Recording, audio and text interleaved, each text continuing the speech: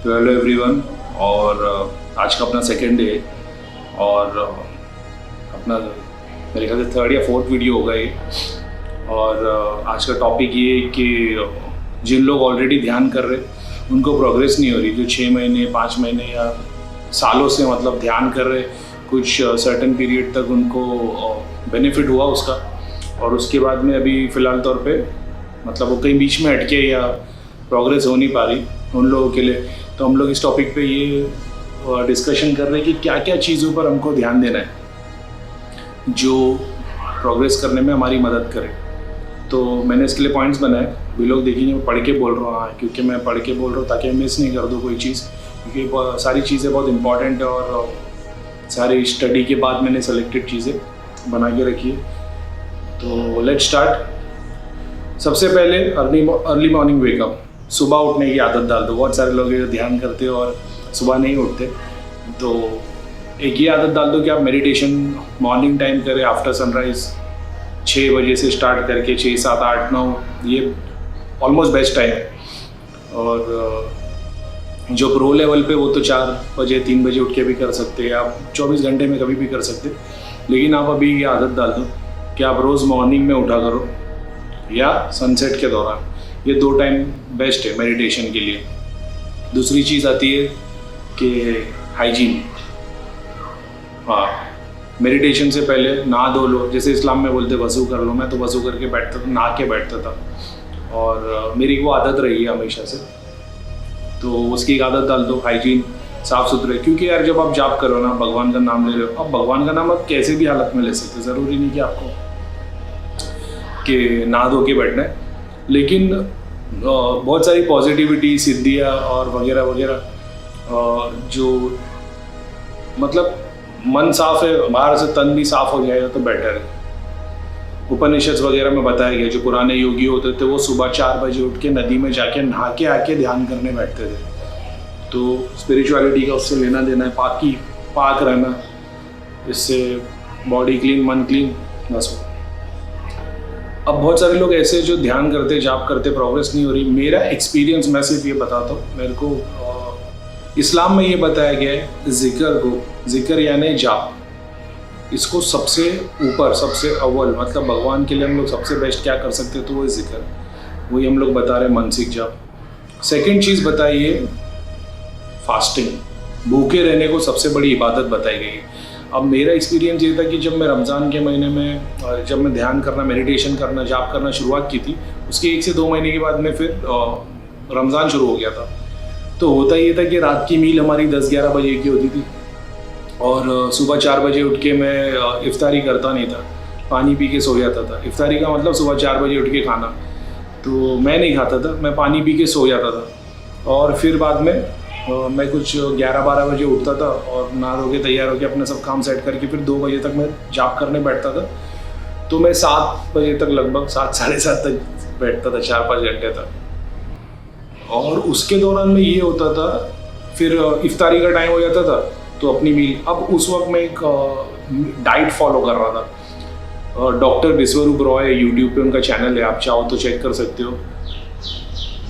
अब बताने का रीज़न ये है क्योंकि मेरा एंजियोप्लास्टी हुआ है, मेरे को high cholesterol, blood pressure, diabetes वगैरह बहुत सारी बीमारी है, एलर्जी भी है। तो उसके लिए उन्होंने एक डाइट बताया, सुबह 6 से 12 तक खाली फ्रूट खाओ, 12 से शाम के 8 तक खाली कच्ची भाजी। अब मैंने वो डाइट फॉलो करने लग गया, मेरा मतलब वेट इतना फास्ट लूज़ हो गया और मैं बहुत फिट रहने लगा, मतलब दिन भर में बहुत फुर्ती रहती थी। तो सेम जब रमज़ान का महीना चालू रहा तो शाम में इफ्तारी के वक्त भी मैं फ्रूट बहुत कम खाता था, कच्ची भाजी ज़्यादा खाता था, गाजर, बीटरूट, शिमला मिर्ची, कैप्सिकम, बस एक बॉल भर के, लगभग ऑलमोस्ट 1 किलो की जितनी भाजी। हाँ,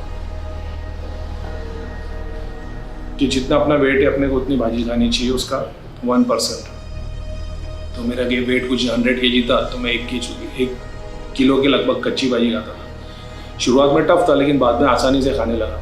और फिर रात में 1 मील मेरी रहती थी।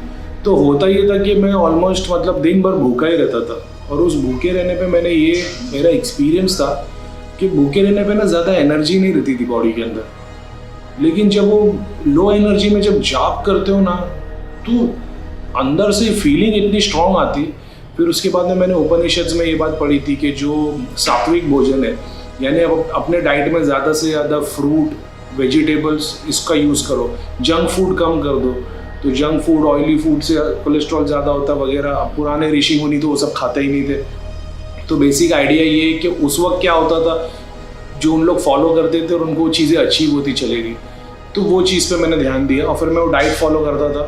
तो भूखे रहने को सबसे बड़ी इबादत बताया गया। रमज़ान का महीना, मेरी तबीयत ठीक नहीं तो मैं ऑलरेडी डाइट फॉलो कर रहा हूँ, तो वो इन सेपरेट फैक्टर्स मेरे को बहुत फ़ायदा हुआ हर चीज़ से।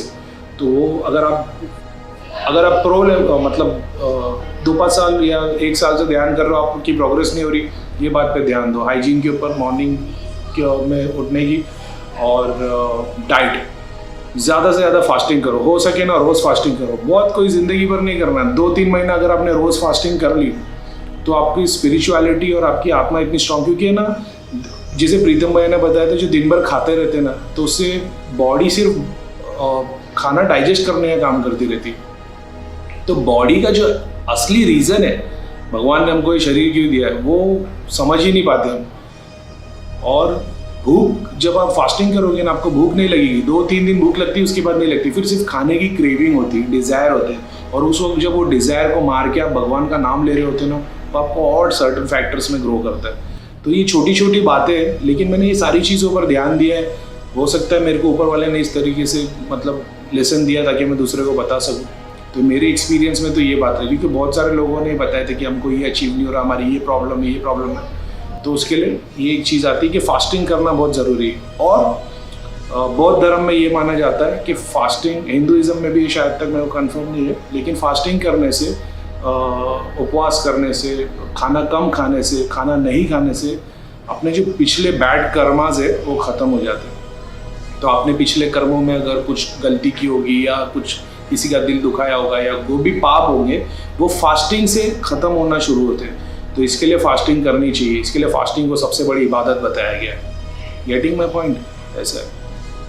और सात्विक डाइट, फ्रूट और वेजिटेबल ज़्यादा खाया करो, इससे बॉडी हेल्दी रहती है। बॉडी हेल्दी रहेगी तो माइंड हेल्दी, तो फिर अपना काम आसान हो जाएगा। जब आप बैठो तो एक क्लीन एनवायरनमेंट आपका होना चाहिए। ऐसा नहीं हो कि आप ऐसे रूम में बैठे हो जहाँ पे ऑलरेडी बहुत सारा पसारा है। थोड़ा क्लीन, थोड़ा सिस्टमेटिक हो इससे, क्योंकि आप अपने सामने ना बहुत सारी चीज़ें जैसे सब अगड़म बगड़म पर रखा हुआ देखोगे तो थोड़ा उससे स्ट्रेस आता है, और कुछ नहीं। बॉडी से एनर्जी बाहर निकलती है, अंदर आती है। तो आप चाहते हो कि एक सिस्टम बना रहे स्लोली आने का। बाकी बहुत ज़्यादा उससे चेंजेस नहीं होते, लेकिन क्लीनलीनेस मस्ट है। देवी देवता, सिद्धियाँ और सारी पॉजिटिव एनर्जी क्लीनलीनेस में बिलीव करते हैं। इसके लिए आप साइंटिफिकली देखोगे ना, जो इयॉन्स होते हैं वो नेचर वाली चीज़ों पे, समंदर के पास, वाटरफॉल के पास ज़्यादा मिलते।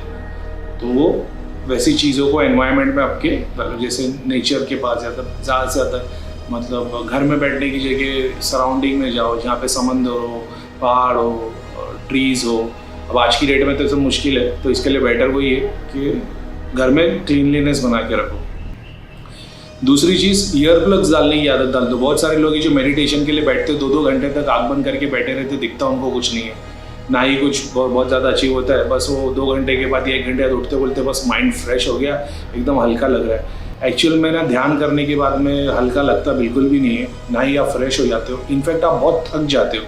हाँ, क्योंकि अगर आप मेडिटेशन करने बैठे और अगर आप फ्रेश होके उठे हो ना, तो आप मेडिटेट नहीं कर रहे थे, आप सो रहे थे। ये ऐसी बात है। और जो ध्यान करता है यार, उठने नहीं होता 4 घंटे बाद, सॉरी, तो जो ध्यान करता है तो 4 घंटे के बाद उठा नहीं जाता, पैर टाइट हो जाते, कमर सीधी नहीं होती है, तो इसको बोलते हैं ध्यान, क्योंकि बॉडी पूरी वीक पड़ चुकी होती है, ऐसा है। तो इसके लिए बेटर वो है आप ईयर प्लग्स लगा लो। ईयर प्लग से आप साउंड से डिस्ट्रैक्ट नहीं होंगे। ब्लाइंड फोल्ड लगा दो, बहुत इंपॉर्टेंट बात है ये। मेरे को पता नहीं, मैं घड़ी बहुत इंपॉर्टेंट, सबसे इंपॉर्टेंट क्यों बोलता हूँ, लेकिन ये ऑलमोस्ट इंपॉर्टेंट पॉइंट्स है जो मैंने इसमें लिख के रखे। ब्लाइंड फोल्ड डाल दो, आँख पे एक पट्टी बांध दो, 1-2 कपड़ा कुछ रख दो जिससे आपकी आँख खुले नहीं, ना ही टाइट बांधना है, हल्के से बांधना है। और जब ध्यान में बैठोगे, जितनी बार आपके, और ज़्यादा से ज़्यादा टाइम बैठो। अगर आप 2 घंटे बैठते हो तो 4 घंटे, 4 घंटे बैठते हो 8 घंटे। मैं 10-10 घंटा बैठा हूँ ध्यान में, आँख पे पट्टी बांध के। मैं 10 घंटे में 2 बार पानी पीने के लिए उठता था, उठ के चल के जाके फ्रिज तक पानी पी के आके बैठ जाता, ऐसा था। 10-10 घंटे बैठा हूँ और उसका एक्सपीरियंस ही अलग था। बहुत तकलीफ़ हुई थी, लेकिन रिज़ल्ट से सब खुश हो जाते हैं, ऐसा है। तो रिज़ल्ट ऐसा आया तो मैं खुश हो गया, और ये चीज़ है, इस पर ध्यान देना चाहिए। तो ब्लाइंड फोल्ड आपको बहुत हेल्प करता है। मन्नू भैया ने ये बताया था कि मौन व्रत। अब मौन व्रत का मतलब ऐसा है क्या, या तो आप दिन भर चुप रहते हो, या तो आप डिसाइड करते हो कि मैं सर्टेन टाइम से सर्टेन टाइम तक बात नहीं करूँगा। तो आज की डेट में बिजी स्केड्यूल में ये हो नहीं पाता है, लेकिन अगर आप ये चीज़ निकाल लेते हो और आप नहीं बोलते हो जब, तो आपको जो रियलाइजेशन होता है ना, मैं एक्सप्लेन नहीं कर सकता, वो आप तभी समझ सकते हो जब आप मौन रखोगे।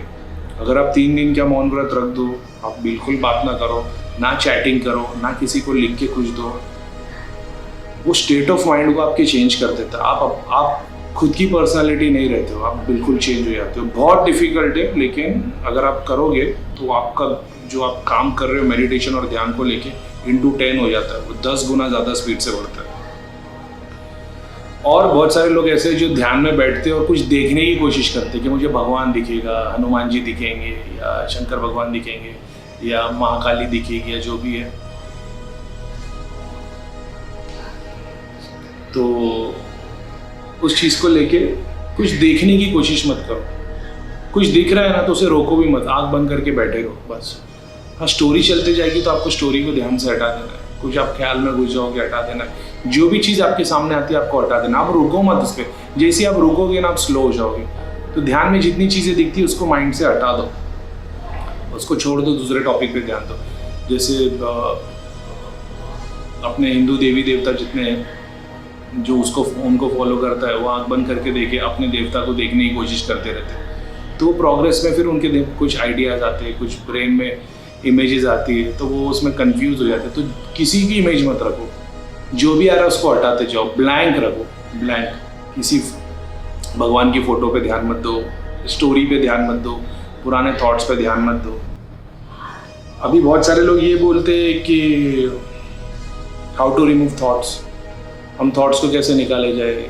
विचार कंटिन्यू आते रहते हैं, विचार कंटिन्यू आते रहते हैं। मेरा एक्सपीरियंस ये, आपको विचार तब भी आते हैं, और मतलब मेरा एक्सपीरियंस आने स्टडी करके बता रहा हूँ मैं बहुत सारी बुक्स और बहुत सारे डेटा मटेरियल में रीड करता हूँ, देखता हूँ, तो मेरे को पता चलता है। बहुत सारे एल्डरली स्पिरिचुअल लीडर्स या जिन्होंने लाइफ में कुछ किया है स्पिरिचुअलिटी को लेके, उनको मैं फॉलो करता हूँ। तो मैं पॉइंट्स नोटिस करके लिख के रखता हूँ कि उन लोगों ने क्या क्या चीज़ बताई है। तो ज़्यादातर लोगों ने ये बताया है कि आप थॉट्स को जब तक रिजॉल्व नहीं करोगे ना, आपको थॉट्स आते रहेंगे।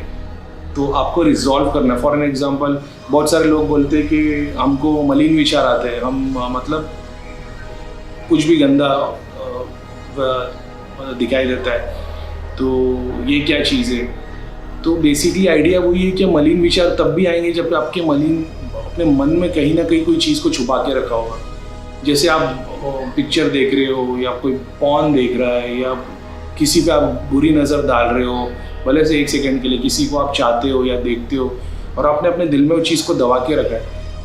आपका बेसिक आइडिया ये है ना, मैं भी इससे गुजरा हूँ, ऐसा नहीं है कि मैं संत हूँ, मैं भी इससे बहुत अच्छी तरह से गुजरा हूँ। मैंने इसको टैकल इस तरीके से किया, मैं हमेशा ये सोचता था कि जब भी मेरे दिल में किसी के लिए ख्याल आता था, चाहे कोई गैर हो, चाहे पिक्चर की कोई हो, मॉडल हो, हीरोइन हो, प्रोग्राम हो, मैं हमेशा ये सोचता था कि अगर मेरी माँ या बहन या बेटी को कोई ऐसी नज़र से देखेगा तो मुझे कैसा लगेगा। तो मेरा थॉट हमेशा ये था कि मैं उनको अपनी माँ, बहन, बेटी जैसा देखूँ। और वो चीज़ ने मेरे को प्योरीफाई, जबकि मैं मेडिटेशन और स्पिरिचुअलिटी में नहीं था, मैं इसके पहले सिर्फ कुरान पढ़ता था। और ये कम से कम मैं 10 साल पहले की बात बता रहा हूँ, और 2000 मेरे ख्याल से 7, 8, 9 की बात है। तब भी मैं कुरान बहुत पढ़ता था। तब से मैंने ये आदत डाल दी थी कि उसके पहले तो ठीक है, लेकिन इसके बाद में मैंने आदत डाल दी थी, किसी को भी अगर किसी के बारे में थॉट्स आता था ना, तो मैं सिर्फ ये सोचता था कि ये मेरी माँ या मेरी बहन है।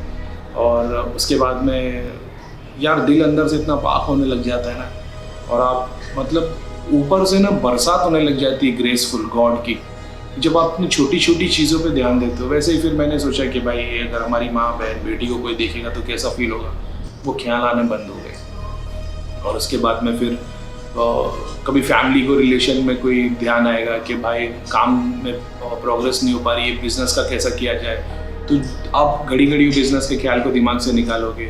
या जो भी चीज़ है, मतलब उसको जब तक सॉल्व नहीं करोगे, जैसे आप सोचोगे कि हाँ भाई मेरा बिजनेस नहीं हो रहा तो इसके लिए क्या किया जाए, तो बोले क्या कर सकते, सब कुछ तो भगवान के हाथ में है, मेरा काम मेहनत करना, हुआ हुआ नहीं हुआ नहीं हुआ, ख़त्म हो गई बात, ये सॉल्व हो गया केस। अब आपको दोबारा वो थॉट आएगा नहीं। आपके सर पे कोई बर्डन है, किसी को कर्जा चुका रहा है और आप उससे भाग रहे हो, आप उनसे मिल के बात करो कि भाई मैं नहीं कर सकता, मेरी तकलीफ चालू है, तो दोबारा फेस कर पाओगे। तो ऐसी बहुत सारी छोटी छोटी चीज़ें, जब तक इसको टैकल नहीं करोगे ना, आपके कर्मा मिटेंगे नहीं, और आपके कर्मा नहीं मिटेंगे तो आप ध्यान में आगे नहीं बढ़ सकते। तो ये एक बात थी। अभी only come if you thought for someone, okay. और हर पल हर रोज़ आस्क फॉर फॉरगिवनेस, भगवान से माफ़ी मांगो अपने कर्मों की। अगर हमसे कोई गलती हो गई, बहुत सारे लोगों को ऐसा लगे कि भाई हमसे क्या गलती हुई, अब तो दुनिया ऐसा कर रही है। खुद की बुराई देखो, दूसरों की अच्छाई देखो। नॉर्मली हम करते ही सबकी दूसरों की बुराई देखते हैं और अपनी अच्छाई देखते हैं। जितना हो सके भगवान से माफ़ी मांगो अपने कर्मों के लिए, क्योंकि उसकी बहुत ज़्यादा ज़रूरत है। जो भगवान में नहीं मानते तो फिर तो बात ही अलग है।